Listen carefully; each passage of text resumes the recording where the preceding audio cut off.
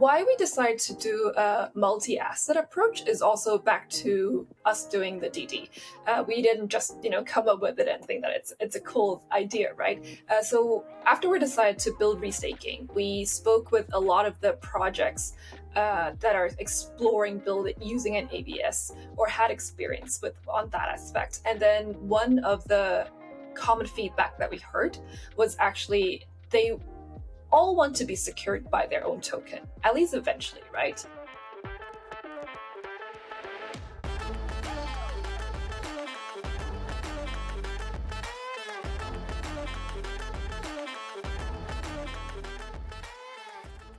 GM, and welcome to BlockHunters Voices, Episode 8. My name is Joachim Voiju, and I'm your host for today. BlockHunters Voices is a platform where we explore the journeys, stories, and insights of blockchain innovators and leaders, as well as the technologies driving their projects. In this episode, we are joined by Josie Leung, co-founder of MilkyWay and better known as the non-technical strategist. Josie has an extensive background, having worked with state-of-the-art companies in both Web2 and Web3 sectors, but more on that later. Welcome, Josie. How are you today? Good. Thank you for having me. It's our honor. So let's get right into it. Josie, you've transitioned from working with major Web2 companies like LinkedIn to being a part of crypto space with MilkyWay. Can you share what motivated your transition into Web3? Sure. So I joined the space in 2020. Previously, I was at LinkedIn doing corp dev for 5 years. So was there when LinkedIn got bought by Microsoft. Really love the company. They take great care of the people, and it's a really good company. I don't think anyone can really have much to say on the fault. So it was definitely more of a pull factor than a push factor in terms of when I left LinkedIn and then joined the Web3 space. So one thing that really drew me to it is the sovereignty aspect. So I grew up in Hong Kong, still dialing in from Hong Kong, so very close to the communist side of the world, and have seen a lot of actions in which that happened, which I won't go into too much detail since it's a public podcast, but in which a lot of people would look for various methods to keep their funds safe, in the sense that no central entity can take over their life overnight, essentially. And so a lot of people were looking into various options and landed on moving assets on chain, because the alternative is to open up banks across the globe, right? And you actually need to physically fly over there and do it. Of course, a lot of people do it, but having said that, just doing it on chain is much easier. And so that's what drew me to the space. It's about that ownership and that sovereignty. And and it also doesn't hurt that I enjoy trading BTC and ETH. And so that's why I decided to join a centralized exchange as my first gig, because it really helps in terms of onboarding. Like, I don't think that many people actually, go straight up to Ledger as their first means of avenue in terms of holding an asset, right? So for me, it's about how do I bring that, mass adoption, in the sense, just to make it a lot easier for the central exchange onboarding process, and then to educate people what crypto actually is. It's more than just, trading a token, and then to move them, from a central exchange onwards to DeFi space, and then really have full custodian over their own asset.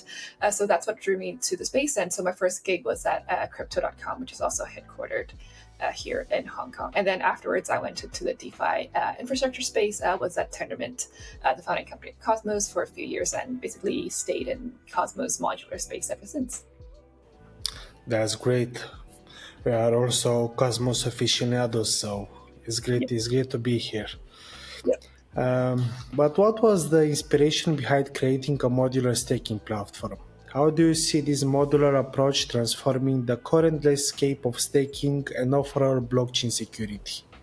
Sure. So in terms of how we first started MilkyWay, that was back in last year, October. So I met my other two co-founders at Tendermint in 2021. So actually Celestia, so for MilkyWay, our first product was a liquid staking token for Celestia's TIA token. And Tendermint Venture actually invested in Celestia back in the days. And that's why we've always known about the chain and its value prop, etc. And we were really excited about Celestia finally launching after so many years, right? And my co-founders, they looked into the code base and then realized that it's missing this module that makes none of the existing liquid staking providers, like they can't support Celestia's TIA token. And that's when we decided that there's that market opportunity, since all large proof-of-stake chains need liquid staking to provide that extra chain security.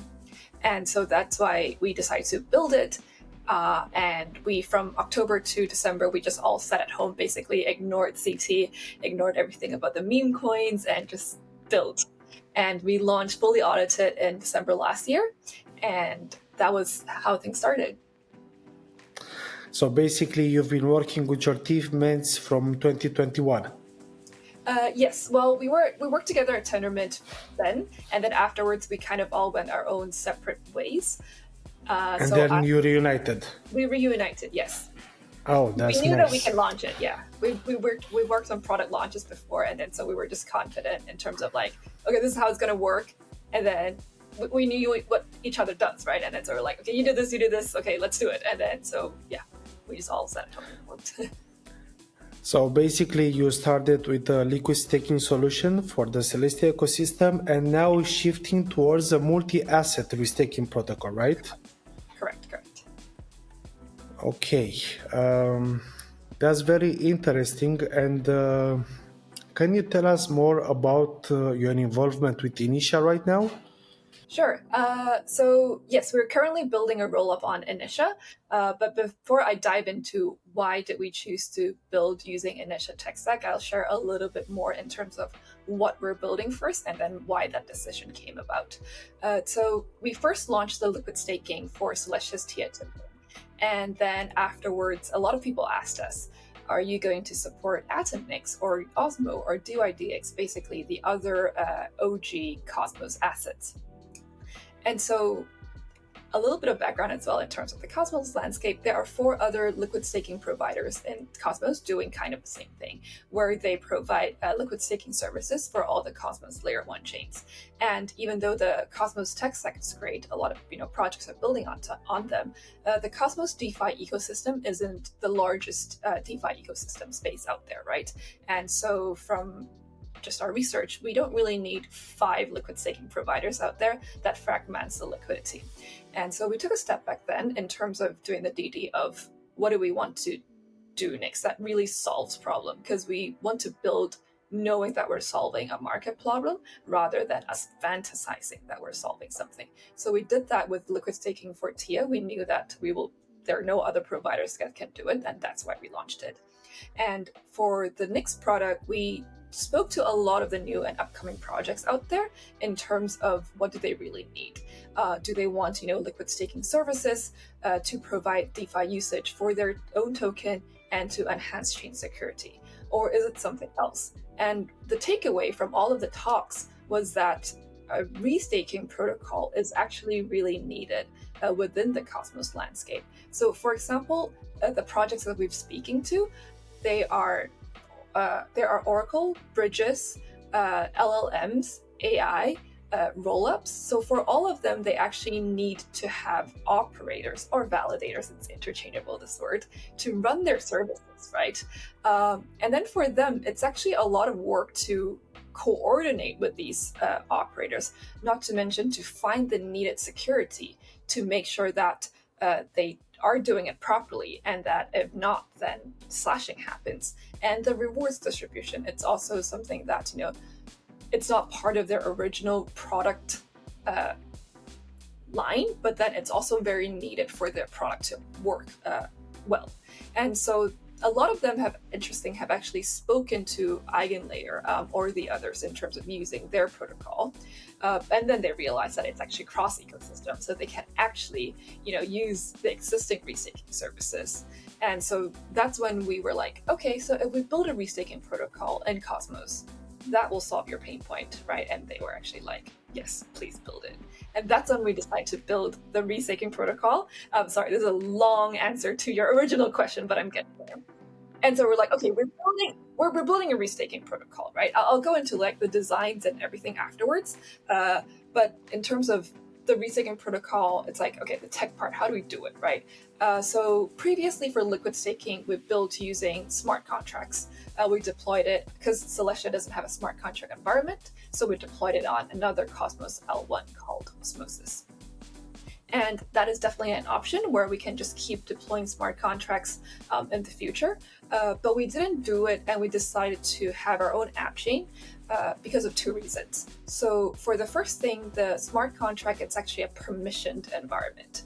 So meaning that every time we deploy another one, we need to go through governance proposal. So that's a lot of just time needed, and also it's putting our fate in other people's hands, right? So just in case someday they vote to just pull all of our smart contracts down the chain, then the entire protocol is gone. And so we're like, okay, that's not happening. And then the second is in terms of go-to-market speed. It's a lot, since for Cosmos layer 1 chains, there is actually the SDK that have staking and rewards distribution for the layer 1 written, so we can actually just relatively easy modify the existing modules to build our restaking platform. So this is a lot than writing smart contracts for the protocol from scratch. So because of these two reasons, we decided to build our own app chain rather than launching as continuous smart contracts on Osmosis. And then I'm getting there in terms of why Initia. And then in terms of building our own app chain, there's also two options basically. First is to launch our own Cosmos L1. And second is to launch a rollup, since there are so many rollup as a service providers out there nowadays, right? And all these ecosystems, for example, Dimension, Initia, etc. And so we looked into the two options in terms of what are the pros and cons, right? Pro is obviously, of our own Cosmos L1 is we have full control and everything. But the con is that we need to get 180 validators to run our own chain, and then we need to pay the inflationary rewards, etc., right? And not so that is also time and cost to do so. And so we're like, okay, it's actually much more efficient if we launch as a rollup on Initia, because they have full Cosmos SDK compatibility and also Cosmos and smart contract compatibility, and that's actually why we decided to do it. So right now we're building our rollup using the Initia framework. But did you consider at some point in time to join other app chain ecosystems like Arbitrum Orbit or Optimus Superchain, or did you want to stay rooted in the Cosmos ecosystem as a... For in the future, maybe, but for the rollup, it's definitely built using Cosmos SDK because at least for the V1, we are servicing all of these projects building using Cosmos tech stack. So in order for them to interact with us properly and without needing, because if we build on say Arbitrum on Solidity side of things, then if they ping us, it's going to be the same problem that they face with interacting with EigenLayer or Symbiotic or Karak. So there are two options for them to do it. One is to use a bridging protocol where, for example, Layer 0 Axelar, where they do a general message passing and they send a message through there and then ping their smart contracts. But if the bridging protocol goes down, then the whole flow died, right? So that's scary. Or they can build their own, off-chain messaging service for it. But that's also a lot of work for them. So that's why it's a lot more native and cleaner and more elegant if we do our V1 that services the Cosmos projects using, or modular projects, using Cosmos SDK tech stack. So they can just send an IBC transfer over to us to interact with our restaking modules. So basically, MilkyWay is now expanding into the Initia ecosystem with the launch of milkINIT and also a dedicated app chain, right? Correct, yes. And what strategic advantages does this offer to both MilkyWay and the Initia ecosystem?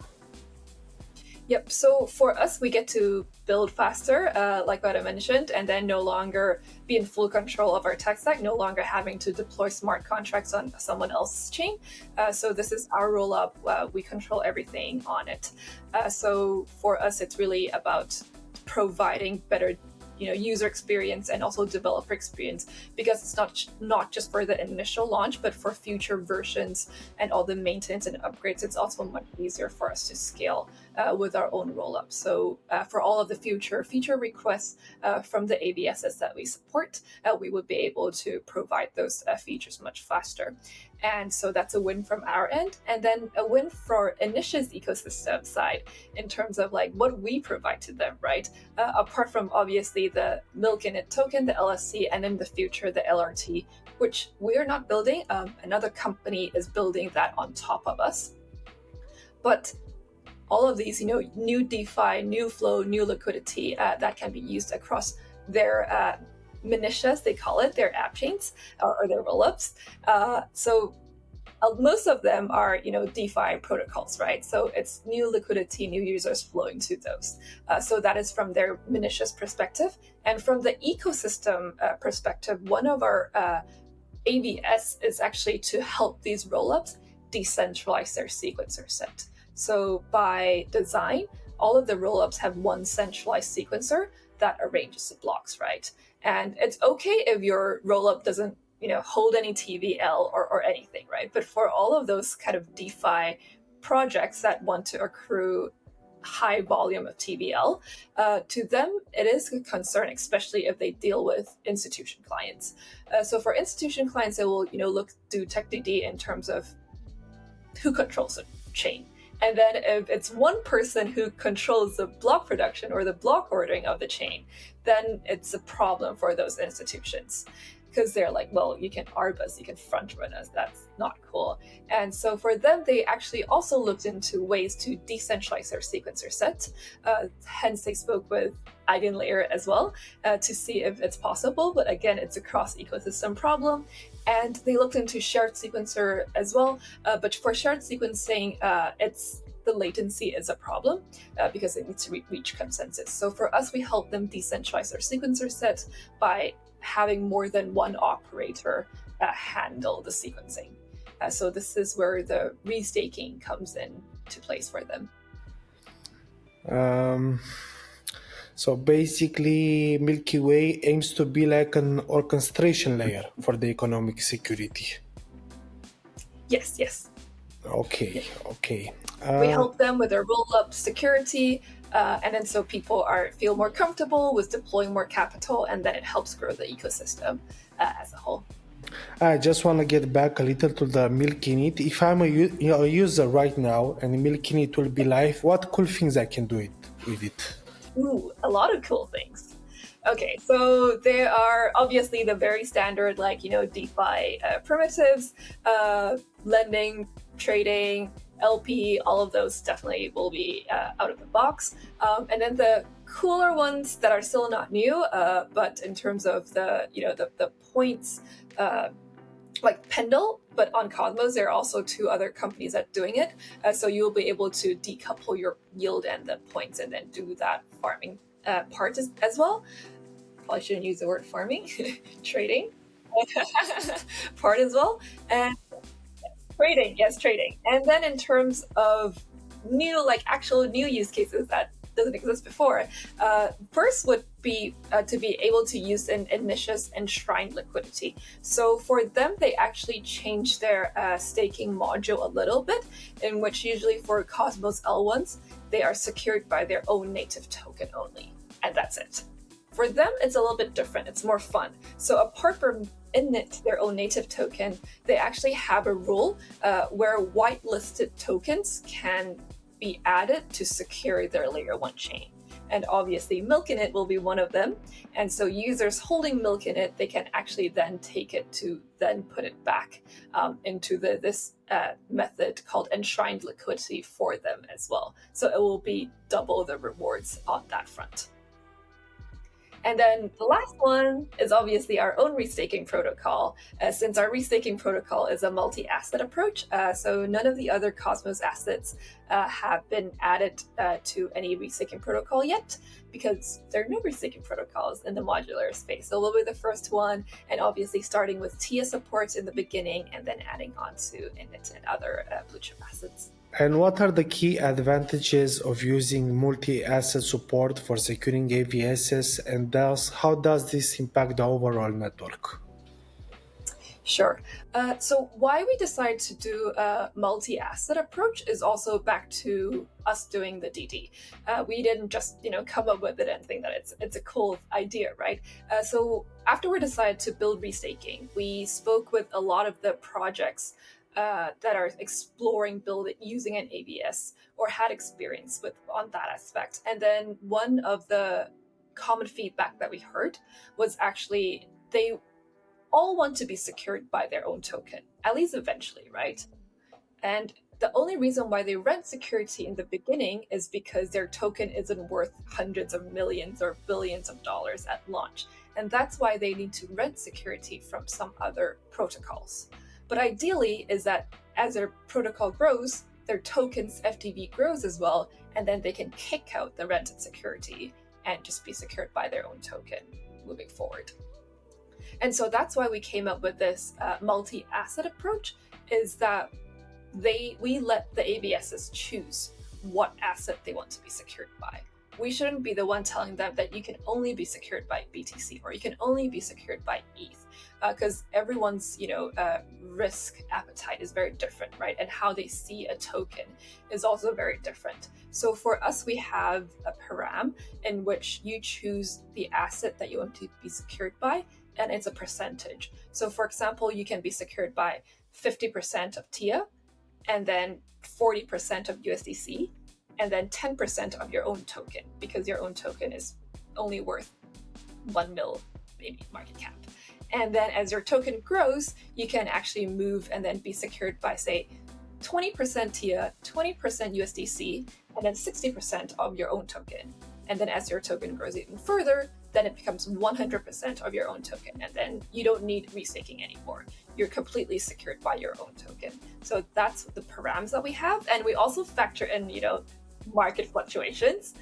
So for example, prices drop, right? And they rise, of course. But you can also set a rule where, for example, God forbid, BTC drops 30% in 24 hours, and then you switch completely 100% to be secured by USDC. So you can also add in these sort of params. So it's a lot more flexible from the user's perspective or project's perspective. In terms of the risk, they take on much less risk because they can choose the assets they want to be secured by. And from their perspective of when they launch a token, it's also a much softer way to introduce utility for their own token rather than doing a hard switch. They can just gradually, bump up the percentage or decrease a percentage from their perspective. So they're really interested with this approach because it creates much more flexibility for them and a lot more freedom for them. Thank you for this, Josie. You've mentioned crypto markets and volatility, and I was very curious, how do you maintain emotional balance and make rational business decisions amidst market highs and lows? Well, market moves, but people build, and people don't stop building one day because of one token price tag. So for us, we're very we care a lot about the projects that we're working with, and then so we keep up. I see them as friends, really. It's a win-win partnership. We help them launch faster. They focus on what they're building the best, and then they kind of outsource the whole orchestration layer of the security and the validator coordination to us to help them. So we win by them winning. So as long as they're still building, then we're definitely still building. So yeah, we will only stop if there's really no one using us and there's no reason. And then as of now, I'm still getting pings on telegrams constantly in terms of the feature requests, etc. So as long as there's the demand, that's what we're here to service. I want to talk a little about community, because since we've been working together, I saw how community is very important for you guys. What steps are you taking to create a fun and active community around MilkyWay? Yes, so for liquid staking and restaking, actually, it's both a B2C and also a B2B approach. So for example, liquid staking, obviously users mint the milk TIA and then they can use it across DeFi activities, right? Or just hold it. But from the business perspective, we're helping to secure Celestia chain. And from the restaking perspective, we're obviously working with all of these AVSs to help them launch faster and for them to just focus on building and outsource the parts to us. But at the same time, we also have restakers that go in and secure these projects. So that's also another thing that we do differently based on the feedback received. So for other restaking protocols, from a user's perspective, right, they deposit. If it's an LRT, they just deposit, take the LRT, and then go somewhere else. If it's a native protocol, they deposit, and then they choose the operator to delegate to, and that's it. And to them, it's really confusing because for the day-to-day user, no offense to you guys, but they don't really know the differences between each validator, right? It's just a bunch of like infrastructure providers, and then there's like, maybe I've heard of P2P, and then, some others, but then it's kind of all the same to them. Exactly. Nobody cares about the validators. I mean, not that they don't care, but then it's less fun for them to choose, right? And so from the AVS's perspective, they don't interact with the users because users don't choose who they secure, right? They only choose the operators, and then the operators then choose the AVS that they want to secure. And so there's just a huge, gap that we see. I've spoken with so many users. I'm like, do you know what restaking is? And then they're like, yeah, of course. I've been using Eigen for a year. I'm like, so what do? I get points. And I'm like, what does Eigen do? That's the usual farmer's answer. And then I'm like, what does Eigen do then? What is your ETH do for them? And they're like, I get points. Yeah. I'm like, do you know you're securing something? And then some would be like, yeah, maybe. And then but then none of them know what they're securing. And so that's how we decided to like kind of flip it based on all these feedback that we hear, right? And fundamentally it's still the same, but we just flip it from the user's perspective to build that community and to make it more fun for the user, like you mentioned, right? Because users should be able to choose which AVS they secure, because again, users have different risk appetite as well, right? For example, some of them would be like, oh, I don't want to secure any bridges based on, all the previous bridge hacks. I just don't know what's going to happen to them, so it's just not touching anything with bridges. Or it can be like, oh, this AVS provide higher APR, so I'm just going to go for the one go that there for the higher. Points. Many points. Yeah, or it can be like, oh, this project's like, the founder, I know this person, he builds or she built XYZ protocol before, and then so I know it's going to moon, and then so I choose to secure this.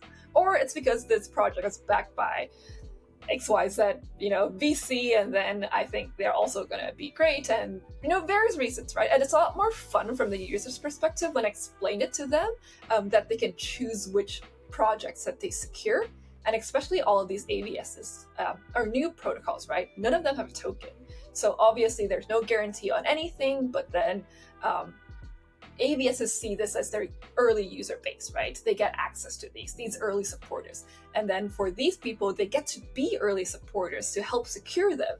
And so it creates this, marketplace where AVSs basically see it as a launch pad in a way, where it's a great marketing tool. It's a great place for them to say hello world to the others while they're also receiving the security from our restaking platform. So how we design it, it's a lot more fun. Obviously, fundamentally, it's still the same, but on the UX level, it will be a lot more fun on that sense. When can the community expect the launch of the Milk token? Will it coincide with the initial mainnet launch? No. So our restaking protocol will go live first, and then our token will go afterwards. Because we're not a Cosmos L1, so we don't need to tie the token launch along with our roll-up launch. So it's not a priority right now? I won't say it's not a priority, but I'm just answering your question that it's not going to be the same day as Initia. The same day as Initia. Okay. Token is always a priority. Yeah. What have been some of the biggest challenges you've faced in developing MilkyWay, whether on the tech side or the business side? Not on the tech side, we have a great team. Business side, we also have great demand in terms of projects that are using us. It's more on the education side, actually. For example, what I mentioned just now, when people think restaking, they think of points farming. And so even a lot of the projects that when I first speak to them, and I was like, hey, would you be interested to use us? We're building a restaking protocol. It can help you, launch faster, etc. And they'll be like, oh, but we don't need to, stake assets and stuff, right? Because they think restaking is like just staking assets, and they don't know about the behind in terms of us providing the security and helping with the orchestration level to speed things up so they can focus on building. And that's something that, was quite lost in previous, noise in terms of everything was about the points. And yeah, so there wasn't much focus on what's being built and how it's being used, even though I think most of the people in the industry have heard of the word restaking, but not that many actually knows what it is. So, one of your personal objectives is also to educate the people in the ecosystem. 100%, yes. But how do you approach uncertainty in your life and career? And what advice could you give others who are struggling to find direction in times of change? There are a lot of uncertainties, especially building a company. There are a lot of decisions that need to be made, and you don't know. At that moment you don't know whether that's a right or wrong answer. I'm really lucky to have two really nice, amazing co-founders, and then I share all of my uncertainties, concerns, and thoughts with them, and so they're really nice with providing feedback. I mean, the three of us, we do that, so I'm very grateful. It'll be much harder if I'm a solo founder, so really glad that I'm a co-founder and not a founder on that front.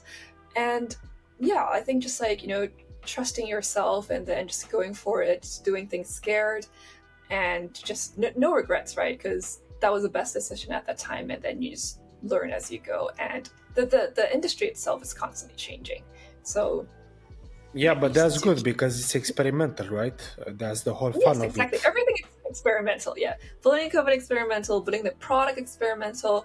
Restaking is very new. We're seeing the demand right now. Will the demand still be there for years and to come, decades to come? We don't know that, but it's been a really fun ride. Yeah, but that's the beauty. Enjoy the journey, not the destination, right? Yes. What areas of crypto are you personally excited about, but feeling that is not getting the attention it deserves? It could be any vertical right now. So for me, it would be real world adoption in the sense of tokenization of things, and to actually put it on chain and decentralize it in a peer-to-peer fashion. That's how crypto started. Like Bitcoin was supposed to be a peer-to-peer money means, and it's kind of didn't really take off. And NFT in terms of art, tokenizing art, it kind of did, but then we aren't really seeing real world adoption. Nowadays there are a lot, right? So for example, real world asset right now, it's more focused on property, but there are a lot of things that can be tokenized, right? So for example, a company that we're speaking to, they're tokenizing invoices, because traditionally only banks can purchase invoice if they want prepayment, but that should be something that is exposed to the broader community to participate in.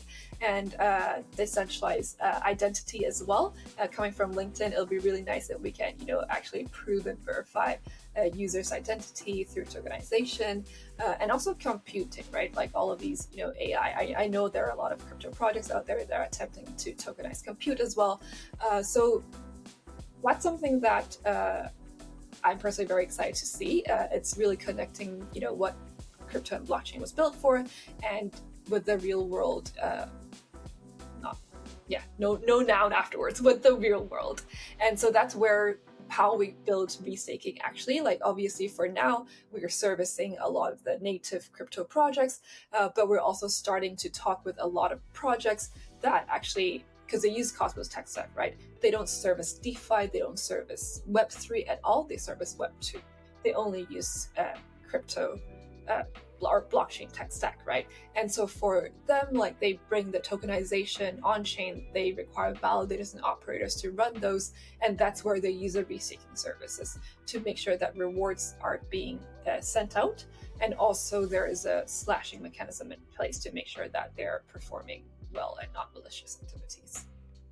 Thank you for that, Josie. Before you wrap up, are there any other final thoughts you'd like to share with our audience about the evolution of DeFi? What should you be looking forward for MilkyWay in the near future?